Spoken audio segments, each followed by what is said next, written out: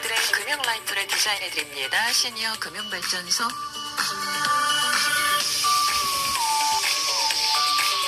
달에 한 번 알아두면 행복해지는 금융 이야기 나눠봅니다. 시니어 금융 전문가시죠. 손갑번 선생님 모셨습니다. 선생님 안녕하세요. 네, 안녕하세요. 반갑습니다.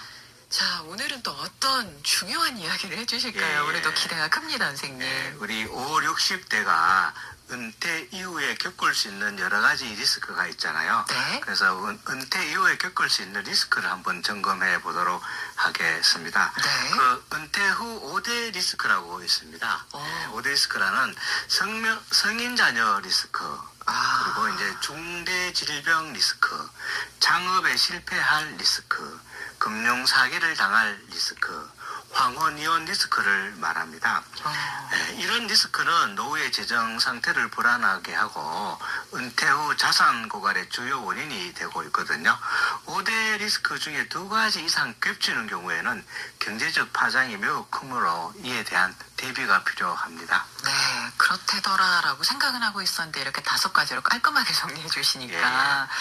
자, 근데 이제 젊을 때는 은퇴 후에 뭔가 좀 고요하고 안정적인 그런 삶이 펼쳐질 거다 이렇게 생각을 하는데 사실 인생의 모든 순간순간이 다 역동적이라는 생각이 들어요. 말씀해 주신 5대 리스크를 겪는 은퇴자들이 생각보다 많이 계시다고요. 예, 맞습니다. 네. 그 미래에셋 은퇴연구소가 발간한 자료에 의하면은 5, 60대 은퇴자 1,044명을 대상으로 진행한 설문조사에 의하면은 은퇴자 4명 중 3명은 네. 5대 리스크 중 한 가지는 경험했다고 합니다. 꽤 많죠. 꽤가 아니라 많은데요. 예. 4명 중 적어도 3명이 이 5가지 중에서 적어도 한 가지를 경험했다 하시니. 근데 이제 요즘에 자녀들이 결혼하는 나이가 이제 늦어지고 있잖아요. 네. 뭐 비혼자도 많고 그래서인지 성인 자녀 리스크는 갈수록 커지고 있다 이런 생각이 드는데 부모 입장에서는 어떤 리스크를 얻게 될까요? 네, 우리나라 중장년들의 경우는 대체로 50대 중후반에 퇴직을 하거든요. 네. 근데 퇴직을 하는데 자녀의 학업 기간이 길어져서 네. 자녀가 아직 학업 중이거나 미취업 그리고 미혼인 경우가 많습니다. 우리 주변을 한번 살펴보면은 2차 베이비붐 세대 대충 63년생에서 74년생까지의 퇴직자 자녀 대부분이 학업 중이거나 미취업으로 성년 자녀와 동거 중이거든요. 네. 그러니까 자녀의 학업과 취업, 결혼이 늦어지기 때문입니다. 성인 자녀 리스크는 그 가계의 경제 상황을 악화시키고 퇴직으로 경제적인 수입이 없는 상황에서 자녀의 학업, 결혼, 취업 등을 지원하기 위해 자녀에게 큰 돈이 들어서 노후가 위태로워지게 되는 것이죠. 네, 뭐 부모 마음이야. 아유, 자식들한테 해줄 수 있는 거 다 해줘야지. 그런 마음이긴 한데 건강한 노후 생활을 위해서 그러면 구체적으로 좀 어떻게 조절을 해야 할지. 예, 그러니까 성인 자녀 리스크를 방지하려면은 그 자녀를 위한 예산은 별도로 책정해서 예산 범위 내에서 사용을 하고 네. 동거 자녀의 생활비는 자녀 스스로 마련하도록 해야 합니다. 좀 더 냉정해질 필요가 있거든요. 성인이 된 자녀는 독립하여 스스로 길을 찾게 하고 기다려주는 것이 필요하고요. 또 우리나라는 사교육비가 과다하다고 하잖아요. 그렇죠. 거기에 대해서 다 자는 성인 자녀한테 용돈, 결혼비용, 집 장만까지 다 해주는 경우를 봅니다. 그래서 우리나라 부모들은 자녀에 대한 경제적인 지원이 끝도 없다고 하잖아요. 네네. 자식을 사랑한다 해서 나의 노후 자금까지 모두 무작정 자녀에게 지원하는 것은 좋지 않다고 생각되거든요. 노후 자금이 부족하게 되면은 결국 자녀한테 의존하게 되고 또 자녀에게 부담을 지우는 결과가 되기 때문입니다. 그러므로 이제 부모가 함께 의논해서 어디까지 자녀를 지원할지 결정을 해야 하거든요. 그러네요. 그래서 그리고 집안에서도 그 집안일도 부모가 모든 것을 다 해주는 것이 아니라 자녀 스스로 청소도 하고 정리정돈 집안일은 그러니까 자기 일은 자기 스스로 할 수 있도록 독립시키는 것이 필요할 것입니다. 네, 근데 그게 참 쉽지가 않죠. 맞습니다. 아이들의 이제 수험생 공부 스트레스, 학업 스트레스가 있다 보니까 너는 공부만 해라 하면서 부모가 다 지원해주고 서포트해주는 경우들이 워낙 많아서 그런 부분들을 조금 염두에 둬야겠다라는 또 생각은 드네요. 자, 뭐 자녀 입장에서는 솔직히 부모님이 건강하신 것만큼 좋은 노후 대비가 없을 거다 그렇게 생각을 할 텐데 중대 질병 리스크에 대해서도 좀 소개를 해주세요. 예. 그 미래에셋 은퇴연구소 자료에 따르면은 은퇴자 4명 중 1명은 본인 또는 배우자가 여러 가지 질병 중에서 암이나 네. 그다음에 뇌혈관 질환, 심혈관 질환으로 고생하고 치매 및 중증 질환으로 경제적 부담도 커진다고 합니다. 그렇죠. 나이가 들면 누구나 질병에 걸릴 수가 쉽잖아요. 네네. 근데 특히 암 같은 중대 질병은 나이가 들수록 발생 빈도도 높고 또 많은 치료비를 필요로 합니다. 이는 결국은 노후 자금을 갉아먹게 되고 또 돈이 부족해서 치료를 제대로 못 받는 악순환에 빠질 수도 있습니다. 네, 그래서 저희 뭐 동료들끼리 나이 들어서 안 아픈 게 최고의 노후 맞습니다. 대비다. 예. 그런 얘기도 정말 많이 하는데요. 뭐 운동이나 식단 조절은 기본일 것 같고 적절한 또 보험을 준비해 놓는 것도 필요하겠죠. 네, 맞습니다. 그 중대 질병에 대비해서 평소에 실손보험이나 정액보험으로 대비해야 합니다. 특히 노후에는 바깥보다 약값이 더 든다는 이야기가 있잖아요. 네. 질병 발생으로 의료비 지출에 대비해서 실손보험이 꼭 가입이 필요합니다. 다만 보험 상품을 가입할 때는 내가 꼭 필요할 때 지원해 줄 수 있는 보험인지 꼼꼼히 살펴야 하고요. 그리고 중요한 것은 건강관리를 잘 해야 합니다. 맞아요. 딱 3가지만 잘하면 되거든요. 네. 첫 번째는 규칙적으로 운동하고 두 번째는 건강한 음식을 섭취하고 세 번째는 정기적인 건강검진으로 질병을 조기 발견하고 조기 치료하는 것입니다. 맞아요. 자, 이제 성인 자녀 리스크, 중대 질병 리스크. 자, 그러면은 세 번째가 창업 실패 리스크를 꼽아주셨는데 보통 이제 퇴직하시고 나서 그 퇴직금 목돈으로 창업을 했다가 네. 실패하는 사례를 우리가 참 많이 보게 되거든요. 네. 네, 맞습니다. 그 은퇴 창업 리스크는 노후 생활비 마련을 위해서 창업에 뛰어들었다가 실패할 리스크를 말하거든요. 네. 은퇴 창업을 하면은 특히 치킨집을 하면은 90% 이상은 3년 이내에 망한다는 말이 있잖아요. 괜히 생긴 말이 아닙니다. 실제로 2021년 통계에 따르면은 자영업자의 3년 생존율은 한 44% 정도 되고요. 5년 생존율은 22% 정도에 불과하다고 합니다. 그거밖에 안 되나요? 예, 그렇습니다. 거의 뭐 4분의 1 정도 5년 지나면 생존한다고 봐야죠.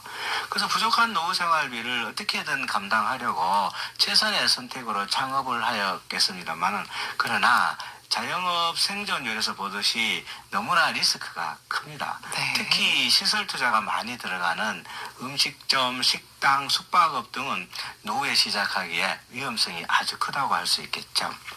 우리나라의 그 자영업자 비율이 세계적으로 높은 수준이라고 하잖아요.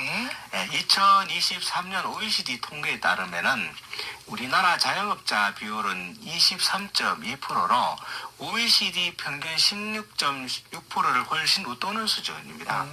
향후에도 이제 2차 베이비붐 세대 64년생부터 74년생 세가 본격적으로 은퇴하고 퇴직을 하잖아요. 네. 그러면 자영업 시장에 또 진입하게 되면은 전체 취업자의 9%까지 확대된다는 전망도 있습니다. 특히 60세 이상의 고령층의 자영업자 비중이 급격히 증가하면서 이들이 우리나라 경제의 새로운 리스크 요인이 된다는 우려의 목소리가 있습니다. 네. 사실 코로나 이후에 우리가 이제 내수 회복이 지연되고 있고 또 자영업자들이 채무가 많이 늘어나고 있잖아요. 네네. 그래서 이제 정부에서도 최근에 보면은 장기 연체자 채무 탕감 대책을 내놓는 등 여러 가지 방안을 내놓고 있지 않아요. 그래서 네. 자영업자 취업은 특히 그 창업은 조심해야 될 부분입니다. 네. 구체적으로 이렇게 예를 숫자까지 말씀을 해 주시니까 확 다가오는데요. 은퇴 후에 이게 재취업은 힘들고 그래서 네. 직접 내가 좀 창업을 해서 가게를 좀 열어보자 이렇게 생각하시는 분들이 많을 수밖에 없겠다 싶은데 어떻게 해야 될까요? 그러니까 은퇴 후에 창업하는 것보다는 뭐 자격증을 따든지 교육훈련을 받든지 다양한 방법 노력으로 재취업을 우선시해야 되고요. 네. 어쩔 수 없이 창업을 한다 하더라도 모든 자금을 투여하기보다는 노후의 기본 생활비는 남겨놓고 창업을 하는 것이 바람직하고요. 네. 최소한 자본으로 사업을 시작하는 것이 좋습니다. 그 방법으로는 온라인 기반으로 창업을 하든지 공유경제 플랫폼으로 고정자산이 적게 되게 창업을 하는 것이 바람직하다고 생각합니다. 네, 일단은 재취업을 먼저 예. 좀 우선시해서 예. 생각해 보시고 자본을 좀 최소화해서 예. 가장 적은 비용으로 할 수 있는 방안들을 좀 찾아봐야겠다. 선생님 말씀하신 것처럼 온라인 기반 사업이라든지 공변제, 플랫폼 등의 예. 어떤 그런 사업군들을 한번 좀 고려해 보셨으면 좋겠다라는 조언을 해주셨습니다. 자, 노래 한 곡 듣고 계속해서 이야기 이어가 볼게요. 이승철의 곡 골랐습니다. 아마추어. 이승철의 노래 아마추어였습니다. 인생은 아름다워 오늘은 시니어 금융 전문가 손갑헌 선생님과 함께하고 있습니다. 오늘은 은퇴 후에 겪을 수 있는 5대 리스크 살펴보고 있는데요. 퇴직금이나 이제 목돈이 들어올 때라서 이 시기에 금융사기를 당하는 경우가 그렇게 많다고요. 예, 맞습니다. 그 금융사기 리스크인데요. 5, 60대 중장년층이나 고령자들이 금융사기를 당할 위험이 아주 많습니다. 네. 50대 이상 100명 가운데 5명 정도가 금융사기 피해 경험이 있다고 합니다. 절반에. 네, 아주 많죠. 와. 은퇴를 하게 되면은 퇴직금을 받게 되는데 한 번에 목돈이 생깁니다. 이때 수중에 돈이 있으면은 그걸로 무엇을 해야 한다는 생각을 하게 됩니다. 이때가 금융사기를 주의해야 할 때입니다.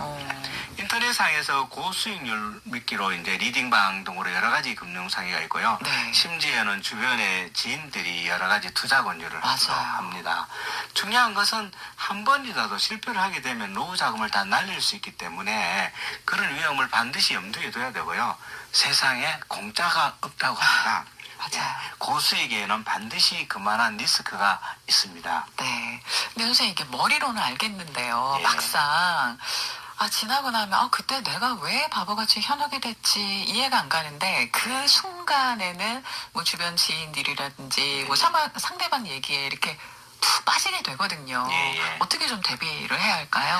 그러니까 이제 과도한 수익률에 현혹되지 말아야 하죠. 그래서 우선 수익률에 대한 욕심을 좀 낮춰야 되고 네. 합니다. 그러니까 수익률이 있으면은 욕심이 있으면은 위험 요인은 보이지 않고 수익률의 한상만 보이게 되거든요. 욕심을 낮추고 일반적이지 않는 투자는 피하고 또 사적인 투자는 좀 피하는 것이 좋고요. 네. 가능하면 안정적인 금융상품 위주로 투자하는 것이 바람직합니다. 그리고 수익이 검증되지 않는 상가 투자, 그리고 부동산 투자, 다른 사람의 말만 듣고 하는 비우량 주식 투자 등등 특히 조심해야 하고요. 또 보이스피싱이나 스미싱 등 여러 가지 금융사기도 많죠. 그렇죠.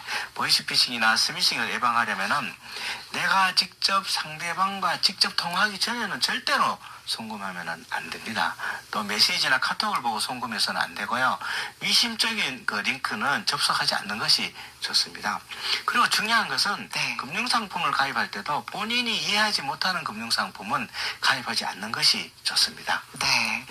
자, 은퇴 후에 겪을 수 있는 5가지 5대 리스크 중에서 마지막 리스크. 요즘에는 이것도 빼놓을 수가 예. 없더라고요. 황혼 이혼 리스크요. 예, 황혼 이혼 리스크도 이제 인생 후반 중대한 리스크 중에 하나입니다. 네. 미래에셋 은퇴연구소에 따르면은 은퇴자 100명 중 3명은 50세 이후에 이혼을 했다고 합니다. 네. 예, 황혼 이혼하게 되면은 재산 분할 때문에 노후의 재정 상황이 크게 악화되겠죠. 그렇죠. 예, 실제 우리나라 황혼 이혼율이 점점 높아져 가는 추세거든요.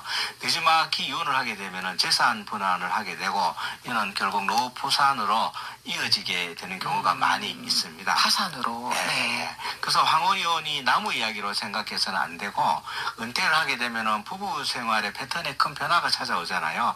이때 상대방이 무엇을 불편해하는지 민감하게 살피고 또 서로를 배려해야 하겠죠. 예, 그리고 또 대부분의 아내들은 그 은퇴한 남편과 하루 종일 같이 지내는 것을 불편해한다고 합니다. 네. 저희 부모님들도 뵈면은 젊었을 때는 이제 각자 바쁜 삶 속에서 네. 있다가 이제 연세가 드시면서 함께하는 시간이 많아지시니까 서로 이렇게 낯선 부분들이 많이 생기고 맞습니다. 많이들 힘들어 하시더라고요. 하루 종일 같이 있으면 부딪힐 수가 많겠죠. 그러니까요. 예, 네. 맞습니다. 그래서 더 서로를 배려하고 새롭게 네. 알아가려는 그런 노력이 필요한 시기인가 아닌가 그런 생각이 네. 드네요. 맞습니다. 은퇴 후에 이제 부부관계 변화가 준비가 필요합니다. 네. 그 은퇴 후에 흔히 삼식이라고 하시죠. 아, 하루 종일 네네네. 이제 새끼 다 집에 먹고 계속 있는 상태고 또 젖은 낙엽죽이라고 있습니다. 물 먹은 낙엽같이 방바닥에 딱 붙어 있는 상태죠. 이렇게 슬프네요. 삼식이나 젖은 낙엽죽 같이 하루 종일 집에 있기보다는 네. 각자가 일거리를 찾든지 봉사활동을 하든지 취미활동을 하든지 해서 외부 활동을 하는 것이 좋습니다. 부부가 하루 종일 집에 같이 있으면은 갈등이 생기기가 쉽습니다. 그래서 네. 부부가 각자 사회활동을 하고 저녁에 만나는 식으로 공간을 분리하는 것이 대체로 행복하게 유지된다고 합니다. 그렇습니다. 자, 은퇴자 4명 중에 3명이 경험하는 5가지 리스크를 소개를 네. 해주셨는데, 선생님께서는 혹시 이 중에서 가장 경계하고 있는 리스크가 있으시다면 또 어떻게 대비를 하고 계신지. 저의 경우는 이제 금융사기 리스크하고 네. 중대 질병 리스크를 특히 주의하고 있습니다. 사실 뭐 돈은 버는 것 이상으로 관리하는 게 중요하다고 그렇죠. 하잖아요. 그래서 보이스피싱, 스미싱이 워낙 많고 투자 유혹도 많습니다. 그러나 이제 한 번 잘못되면 노후 생활이 망가진다고 생각하기 맞아요. 때문에 특히 주의하고 있고요.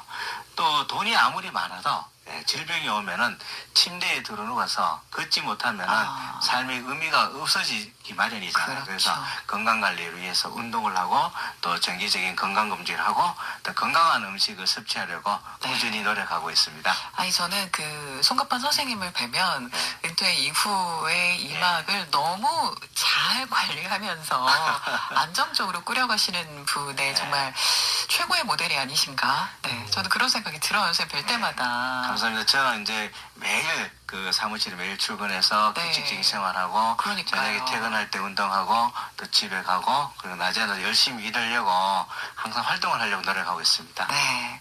자, 오늘 말씀해주신 그 리스크들을 사실, 이게 남의 얘기야, 난 아니야, 이렇게 생각하지 마시고, 한 번쯤 살펴보는 시간을 가지시는 게 아무래도 가장 중요하겠죠? 예, 맞습니다. 그 은퇴 후에 5대 리스크를 살펴봤는데요. 네. 5대 리스크에 효과적으로 대응하려면은 우선 발생 빈도는 낮지만 충격이 큰 황혼이혼이나 금융사기 리스크에 특히 주의를 기울여야 하고요. 네. 또 황혼이혼은 평소 부부관계를 고민하고 금융사기는 그 유형을 파악해서 숙지에 대응을 잘 해야 할 필요가 있거든요. 또 한편으로는 발생 빈도는 비교적 높고 경제적 파도도 큰 창업 실패 예방을 위해서는 무리한 창업은 피하고 소규모 투자를 하는 등 분산할 필요가 있습니다. 예. 네. 그리고 종종 인생은 아름다워 이 시간 통해서 네, 우리 송 선생님의 조언을 들으시면은 아마 많은 또 도움이 되시지 않을까 싶습니다. 자, 지금까지 시니어 금융 전문가 송갑환 선생님과 함께 했습니다. 오늘 말씀 고맙습니다. 예, 감사합니다.